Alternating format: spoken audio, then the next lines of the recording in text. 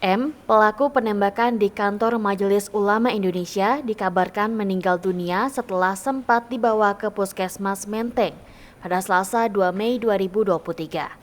Selain membawa senjata, pelaku ternyata turut membawa sepucuk surat yang diketik menggunakan komputer. Surat tersebut berisi ancaman sekaligus curhatan pelaku yang telah berjuang cari keadilan. Seperti apa isinya?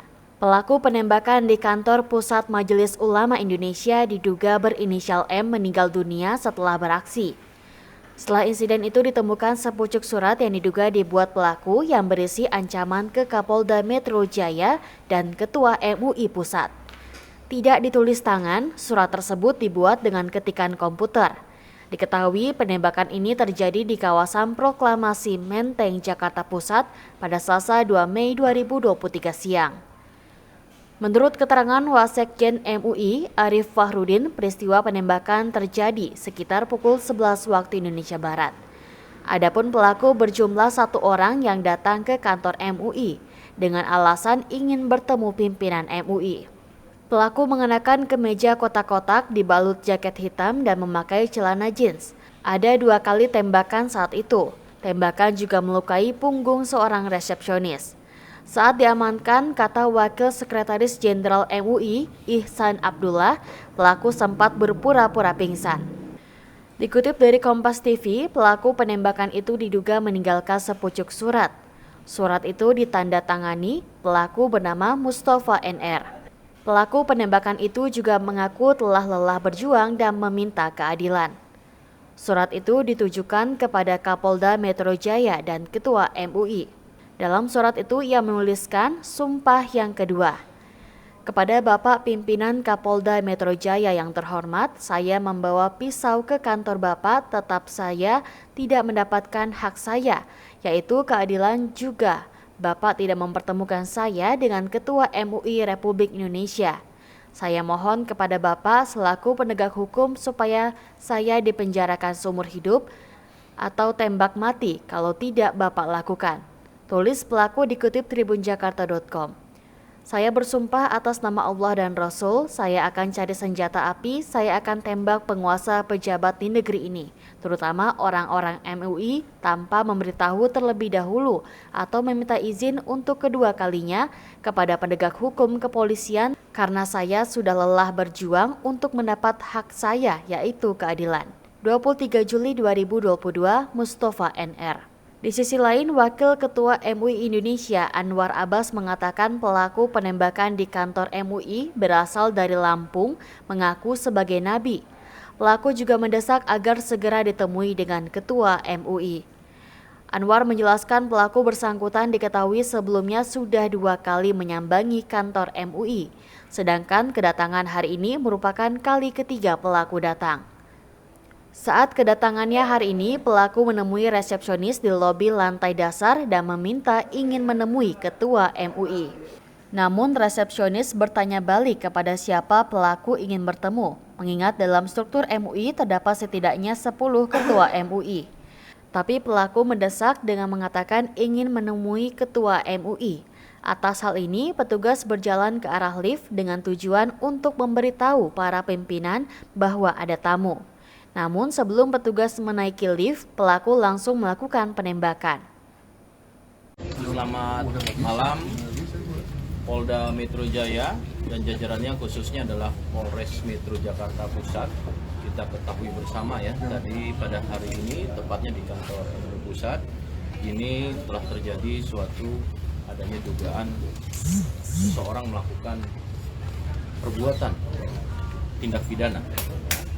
Dan kemudian dengan segera, tepatnya pada hari ini Selasa, pada tanggal 2 Mei 2023, kemudian dilaporkan dengan segera dari Polres Metro Jakarta Pusat melakukan langkah-langkah setelah adanya informasi dan laporan. Rekan-rekan, yang pertama, tadi kita ketahui bersama bahwasannya adanya seseorang laki-laki ya, dengan inisial ya, yaitu atas nama M. Ini ini mendatangi kantor MUI tepatnya kurang lebih pukul 11 dan kejadiannya adalah sekira pada waktu lini masa di CCTV ya, itu 11.24. Setelah turun di depan tempat MUI dengan menggunakan online atau taksi online ya, yang tentunya ini akan kita dalami, kemudian turun dengan sendiri, kemudian melapor di tepatnya pada lobi kantor MUI, kemudian diterima dan selanjutnya melakukan